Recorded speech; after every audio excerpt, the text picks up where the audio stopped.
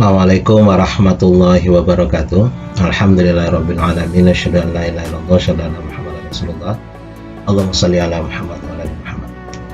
Baiklah, kita lanjutkan serial filosofi dan persyaratan haji umrah. Kita sekarang masuk ke pengertian dan persyaratan haji.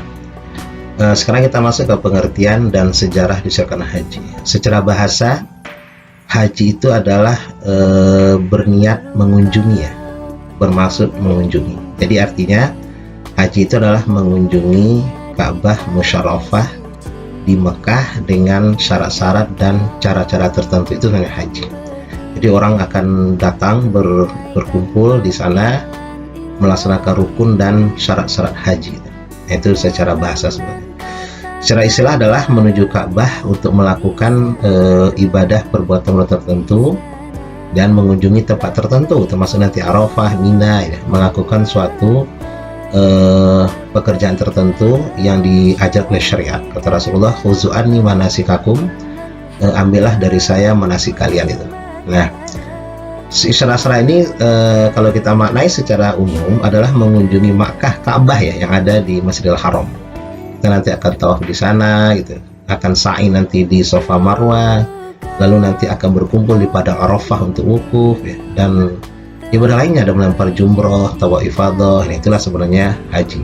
Kalau umrah cukup hanya dua perbuatan, yaitu tawaf dan sa'i saja. Ibadah haji sebenarnya kita ceritakan dulu, dimulai diperintahkan Allah tahun ke-6, ya, 6 Hijriah, tapi Rasulullah melaksanakan tahun ke-10 Hijriah. Di sini dijelaskan bahwa dalam Al-Quran, fihi ayatun bainatun maqam Ibrahim wa man kana amina. Siapa yang memasuki Masjidil Haram, dia akan mendapatkan keamanan. Jadi memang sampai hari ini, ya, polisi nggak boleh menangkap seorang maling pun kalau dia lari ke Masjidil Haram. Jadi kalau kita ngejar di sana, kehilangan visa misalnya gitu, ya, masuk aja ke Masjidil Haram. Haram hukumnya menangkap seseorang di sana, nunggu di luar. Jadi betah-betah, ya, malingnya betah di dalam atau polisinya betah nunggu di luar gitu. Manis atau alaihi sabila, bagi orang yang sudah sanggup, punya istita'ah dalam segi ekonomi dan kesehatan. Nah, karena di masa pandemi wabah ini, istita'ahnya hilang, ya, karena akan memberikan mudarat kepada orang lain. Makanya pemerintah Saudi sudah menutup kemarin 2020 untuk haji, kecuali orang ekspatriat yang ada di sana. Dan kepada muslim yang tidak mempunyai kemampuan, sebuah haji ini harus istita'ah, ya, kemampuan biaya untuk selama di sana dan biaya untuk keluarga ditinggalkan. Nah, kalau itu sudah sanggup, silahkan. Dan tidak juga faur, ya, sebuah Rasulullah dikatakan tidak terburu-buru beliau haji pada saat itu, karena beliau harus menghadapi beberapa perang, termasuk nanti Fathul Makkah tahun 8 Hijriah. Setelah Makkah dikuasai Rasulullah, tahun ke-9 turunlah surat At-Taubah. At-Taubah itu nggak pakai bismillah, ya. Kenapa surat At-Taubah nggak bismillah? Sebab itu menghilangkan perjanjian yang kafir musyrik. Maka sejak tahun itu, kata ulama, orang-orang kafir musyrik sudah mulai sedikit-sedikit dihilangkan dari Masjidil Haram. Sampai hari ini, ya, orang kafir tidak boleh berada di Mekah dan Madinah. Ini yang sering ditanyakan juga oleh orang-orang non-muslim, ya. Kalian boleh kok ke Roma, gitu, ya, segala macam. Rasulullah pada tahun ke-10 Hijriah barulah beliau melaksanakan haji wada, ya. Kenapa nama haji wada? Karena itulah haji terakhir beliau. Jadi beliau haji cuma satu kali seumur hidup beliau. Jadi sini ulama mengapa-napa bahwa kalau kita sudah melaksanakan satu kali haji, itu sudah gugur kewajiban kita. Ya, nggak usah berkali-kali juga sih, ya. Kalau kita punya dana, mendingan kita pakai untuk mengembangkan ekonomi umat. Ya, kalau kita punya dana, mending orang lain yang kita hajikan, kita cukup sekali saja. Ya, kecuali mungkin pemimpin haji, ya, mungkin bisa berkali-kali. Kalau kita lihat ibadah haji merupakan syariat sebenarnya dari dahulu, ya. Allah sudah memerintahkan Nabi Ibrahim membangun Ka'bah Baitul Haram, ya, agar orang-orang bisa bertawaf di sekelilingnya.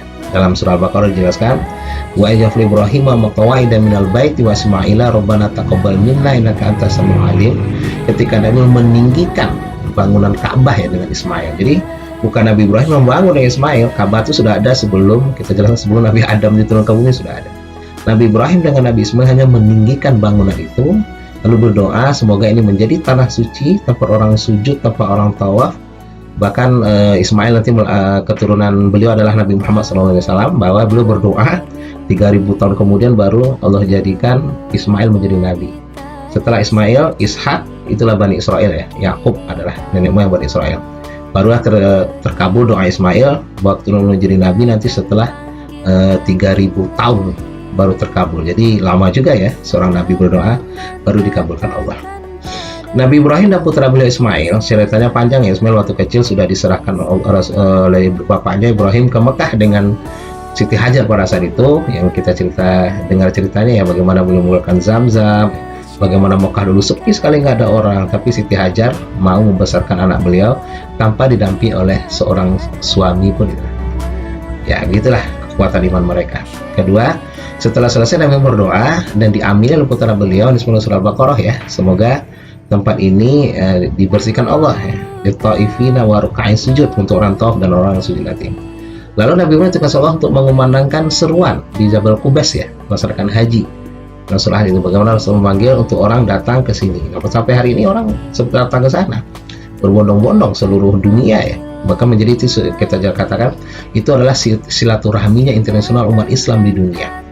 Kita jelaskan ya, kalau di sana itu kita bertemu dengan berbagai bangsa dan negara. Yaitulah seolah kita nanti seperti di seperti di padang mahsyar itu ya, bertemu dengan seluruh manusia dari golongan kulit, bahasa dan segala macam, tapi disatukan dengan kalimat tauhid, yaitu melaksanakan ibadah haji syariat Islam yang sama-sama kita cintai ini. Nah, itulah mulainya Rasulullah melaksanakan haji. Nah, hikmah disediakannya haji adalah terciptanya suatu muktamar yang terbesar dan merata dari berbagai negeri dan suku bangsa. Indonesia tuh punya 210.000 kota, kelimanya di dunia ini, sehingga mereka dapat bertukar pikiran, urusan penting. Bahkan dulu sebelum ada negara-negara state begini ya, orang Indonesia ke sana dulu haji sekaligus belajar. Di sana nanti ikut syekh-syekh tertentu gitu. Nanti belajar sama tingkatan seperti Ahmad Dahlan, Hasyim Asy'ari. Ya, dulu belajar di sana sampai 7 tahun. Dulu nggak ada kenal visa-visa sih ya. Kemudian berapa lama pun di sana aman gitu. Kalau sekarang kan melebihi visa saja sudah dideportasi misalnya gitu. Karena sudah berbeda zamannya itu. Dulu nggak ada paspor-paspor, cuma surat jalan saja gitu. Yang kedua, untuk mengatur siasat mengatasi musuh ya, yang selalu mengintai kesempatan dan menghentikan usaha untuk menyerang dan memecah umat Islam. Jadi di sana akan ada nanti ulama-ulama yang memberikan tahu tentang kita tentang mana kemerdekaan. Makanya di zaman Belanda nanti kita jelaskan ya, bagaimana orang Belanda, orang yang pulang haji itu nanti di karantina ya di Kepulauan Seribu. Itu rata-rata semuanya menjadi penjajah ya, melawan kepada penjajah maksudnya. Maka mereka nanti nggak boleh pulang dari Pulau Seribu, di karantina di sana terus sampai dia tunduk kepada keinginan Belanda. Itu Belanda takut sekali dengan orang-orang pulang haji, karena di sana bertemu dengan berbagai bangsa yang sudah merdeka. Lalu kita dikompor-komporin buat merdeka gitu. Nah, sebagai kesimpulan, jika kita menengok ke belakang, kita akan menemukan sejarah syariat ibadah haji ini tepatnya pada masa Nabi Ibrahim sudah dimulai. Beliau dengan putranya sudah membangun kota Mekah ya, walaupun masih sepi pada saat itu, dan beliau sudah membangun Ka'bah dan melakukan tawaf. Ibrahim dan Ismail, mereka berdoa kepada Allah agar disyariatkannya haji bagi seluruh muslim di dunia, supaya nanti berkumpul di sana dan bisa bersilaturahmi secara nasional. Itulah definisi dan persyaratan haji yang dimulai sejak Nabi Ibrahim, disempurnakan di zaman Rasulullah dengan rukun dan syaratnya. Akhirnya itu bisa membuat umat Islam menjadi satu suara, satu tujuan ya, satu irama, satu bahasa, tentu saja ya, keinginan untuk tetap menjadi hamba Allah yang taat. Ya, semoga bermanfaat kuliah singkat ini. Subhanakallahumma bihamdika asyhadu an la ilaha illa anta astaghfiruka wa atubu ilaik. Assalamualaikum warahmatullahi wabarakatuh.